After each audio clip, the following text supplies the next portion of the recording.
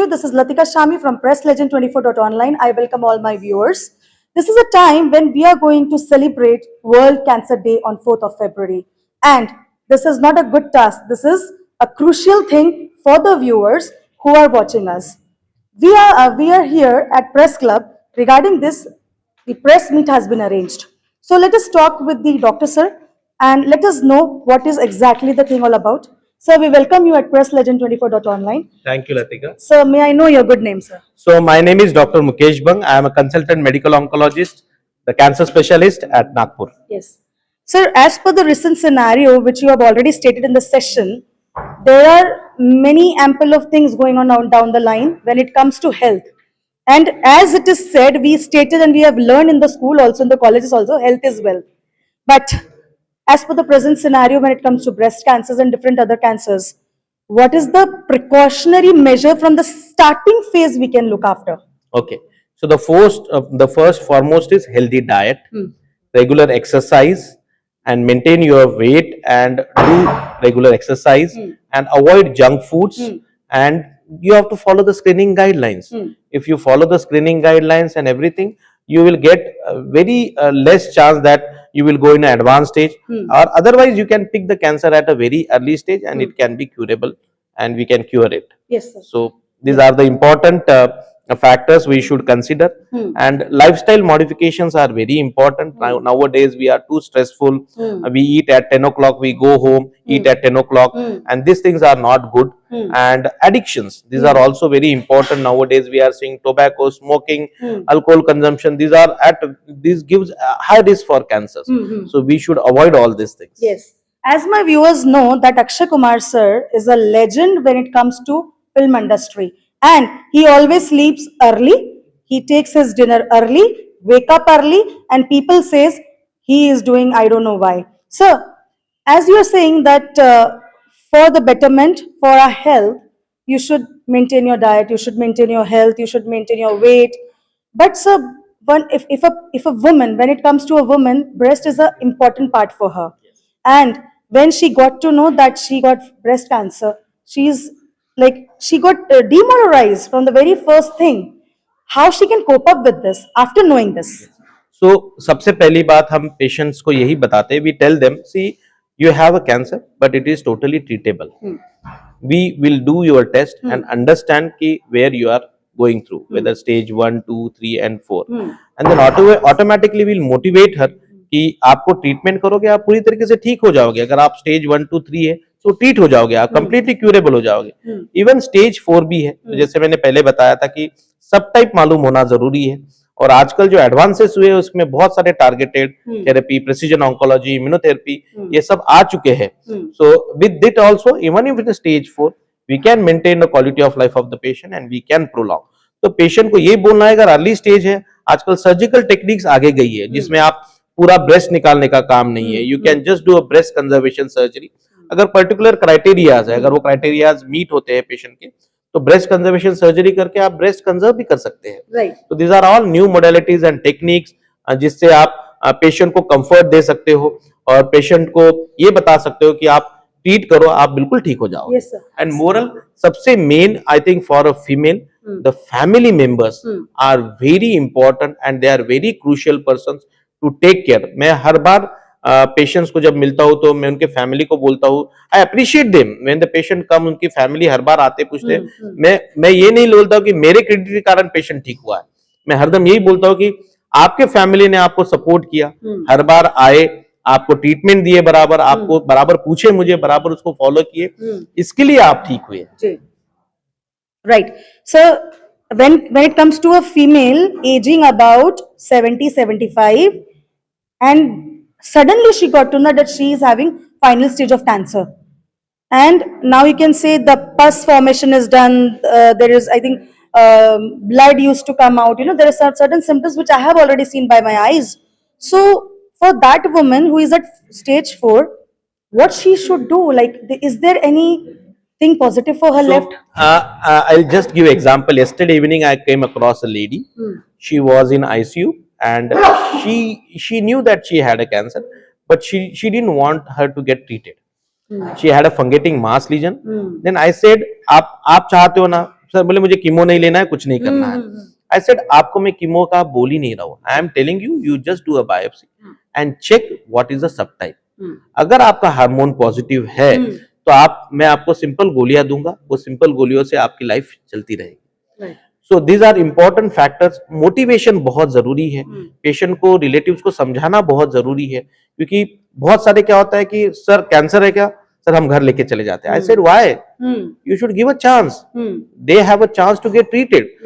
ठीक है, आप उनको लिटरेचर दो, आप उनको समझाओ, गाइडलाइंस बताओ कि ये ड्रग्स अवेलेबल है, इससे आप प्रोलॉन्ग कर सकते हो। अगर आपका एग्जांपल है 70-75 year lady, definitely she has spend whole life, now she had the situation कि जहां पे अब वो स्टेज 4 है, वी हेल्प देम कि आप उनकी ड्रेसिंग करो। स्नेहांचल टीम है, Snehanchal team help for the dressing and care, palliative care, pain and palliative clinic available है जो कि आपको सपोर्ट करते हैं। And we as the medical oncologists are available to treat them with oral tablets, oral therapies to have a comfortable life. जो मैंने पहले बताया थी, quality of life stage 4 इतने एज के पेशेंट की खराब नहीं होना चाहिए। फैमिली वालों को ऐसा लगना चाहिए कि लास्ट तक भी जो ठीक थी, we know, but at least it should be a comfortable till she is there. तो ये दो बहुत सारी चीजें इंपॉर्टेंट है, बहुत सारी। Cancer is always a team work, it doesn't mean कि एक मेडिकल ऑन्कोलॉजिस्ट ही कैंसर को ट्रीट करता है। It needs always a teamwork, including from your surgical, radiation, radiology, pathology, social workers, nursings, resident doctors, family are most important persons, and all those should be together when we treat a single patient. Yes. So I am sure that my viewers get all the knowledge of how cancer can be treated. Single patient. Yes. So I am sure that my viewers get all the knowledge of how cancer can be treated. But Dr. Mukesh Bang had already stated us everything. But the most important thing he said is only family is important. Will take care of the patient. Nor me is only possible. Family unity, and as you says, unity in diversity is seen in India. So that is that's the report all about. So be with us. Subscribe our channel. Press the bell icon. With cameraman Vivek, I'm Latika Shami for Press Legend 24.online. Thank you. Doctor Mukesh बंग है, मैं cancer specialist, medical oncologist हूँ। मैं कार्यरत हूँ max super speciality hospital, RST regional cancer centre, Arihant hospital and Midas multi speciality hospital. So background मेरा MBBS MD medicine हुआ है। उसके बाद I have done medical oncology from Chennai and I was in Apollo proton cancer, that is the only proton centre available in India. Now the Tata is all having, but it was since last many years it was the only proton center available in India, and since last 5 years I am in Nagpur. So World Cancer Day, World Cancer Day इसलिए किया जाता है कि जो cancer का incidence जो बढ़ रहा है, जो इंसिडेंस बढ़े जा रहा है, लोगों में बहुत ज़्यादा प्रमाण में कैंसर दिख रहा है, तो उसकी जागरूकता करने के लिए, अवेयरनेस के लिए, लोगों को समझाने के लिए कि आपको पहले ही प्रिकॉशनरी मेजर्स लेने हैं, खुद को दिखाना है, आपको कुछ भी होता है तो आपको जल्दी से डॉक्टर को कंसल्ट करना है, to give education to the patients and families, कि एजुकेट करने के लिए कि अगर आप अर्ली चेक करते हो तो आप अर्ली डिटेक्शन के कारण अर्ली ट्रीट करके आप क्योर हो सकते हो। तो 4 February is the world cancer day. Population जो है उसके अंदर ब्रेस्ट कैंसर सबसे कॉमन पाया गया है, वही रूरल पॉपुलेशन है, रूरल एरिया में सर्वाइकल कैंसर सबसे कॉमन कैंसर पाया गया है। भारत की स्पेशली अगर बात करते हैं तो हेड एंड नेक कैंसर मतलब ओरल कैविटी कैंसर बहुत ज़्यादा प्रमाण में पाया गया है, और इसका मेन कारण सभी को पता है, तंबाकू, खैरी, गुटखा, ये सब ट्यूमर भी होता है और मैलिग्नेंट ट्यूमर भी होता है। Benign mean sometimes breast feeding जो लेडीज रहती है उनको फीडिंग गठाने आती है, या तो कभी कभी फाइब्रोएडेनोमा बोलते हैं, ये बेनाइन ब्रेस्ट डिसीजेस, ये कैंसर में नहीं आते हैं।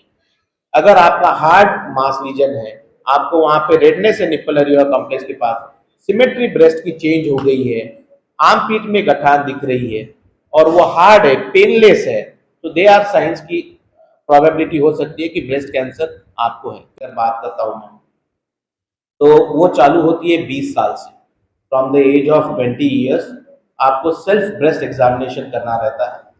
ये ब्रेस्ट एग्जामिनेशन कुछ लोग गलत फहमी है कि ओनली फॉर द फीमेल।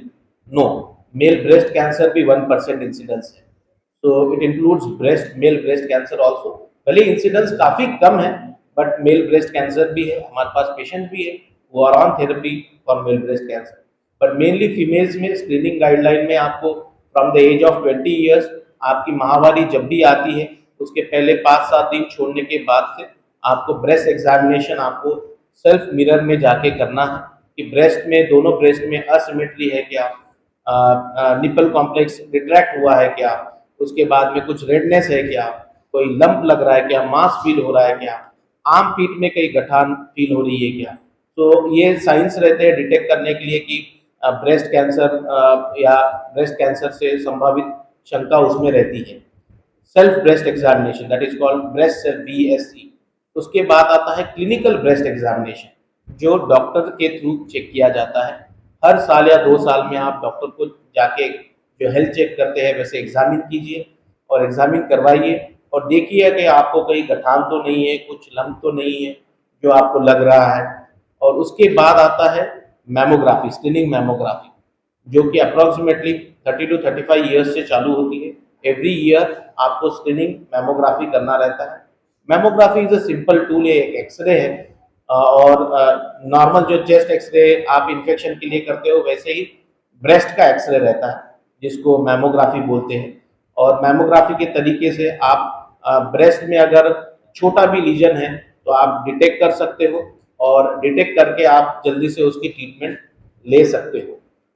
कुछ पेशेंट ऐसे हैं कि जिनको फैमिली हिस्ट्री है, समझो आपकी फैमिली में आपकी मम्मी है, मौसी है या किसी को ब्रेस्ट कैंसर हुआ है, तो आपको अगर उनको ब्रेस्ट कैंसर 40 ईयर्स में हुआ है तो आपको स्क्रीनिंग गाइडलाइन 30 से चालू करनी रहती है। 10 ईयर्स बिफोर जो फैमिली में जो भी मेंबर कैंसर का है उसके 10 साल पहले से आपको, मतलब अगर आपकी फैमिली में 50 ईयर्स की कोई पेशेंट है जिसको 50 ईयर्स में हुआ है तो अगर आप 40 ईयर्स के हो you start now only for your screening. अगर वो फीमेल पेशेंट 40 ईयर्स की है तो आपको 30 से चालू करना है। तो आपको 10 साल पहले से ट्राई टू डू स्क्रीनिंग। और स्क्रीनिंग बहुत अच्छी मोडेलिटी है अर्ली डिटेक्ट करने के लिए, कॉस्ट इफेक्टिव है, नॉट टू पेनफुल। बस आपको एक एक्सरे करना है, just the breast are compressed between the 2 plates and आपको उससे मैमोग्राफी से पता चल सकता है कि आपको ब्रेस्ट कैंसर हो सकता है या अर्ली स्टेज में है या नहीं। मैंने उसको पूछा गुटके में सोना है? गुटके में भी टोबैको ही है, it is a form of tobacco.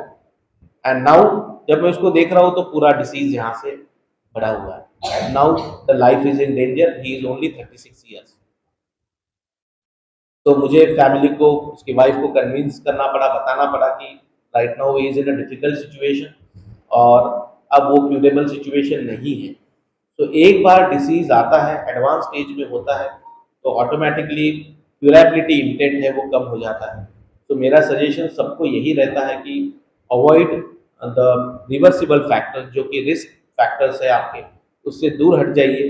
कोई शान शौकत नहीं है, एक ने ड्रिंक्स लिया तो मुझे भी लेना है, एक ने स्मोकिंग किया तो तू ले रहा है कि मैं भी तेरे साथ में लेता हूँ। मैं हरदम सबको बोलता हूँ कि मॉडिफाइबल। अब मॉडिफाइबल रिस्क फैक्टर्स क्या है? सबसे मेन है सेडेंटरी लाइफस्टाइल। जो आपकी जो लाइफस्टाइल है जिसमें नहीं आराम करो, रेस्ट करो, not to do physical activity, तो सबसे बहुत बड़ा risk factors every day 30 minutes आपकी एक्सरसाइज होना चाहिए, हेल्दी डाइट होना चाहिए, not to have junk foods in your diet, fruits and vegetables more in your diet. उसके बाद में आपको लेट नाइट नहीं खाना है। एसिडिटी, रिफ्लक्स, ये जो होता है ये बहुत कुछ प्रॉब्लम्स क्रिएट करता है। स्मोक्ड फूड, प्रोसेस्ड फूड जो ओवन में बनते हैं या फ्राई किए जाते हैं, अवॉइड दोज फूड्स क्योंकि उससे स्टमक कैंसर का इंसिडेंस बढ़ता है। तो प्रोसेस्ड फूड नहीं खाना है। रेड मीट हो गया, ये these are all processed food and risky food जो कि कभी कभी कैंसर्स का इंसिडेंस बढ़ा देता है।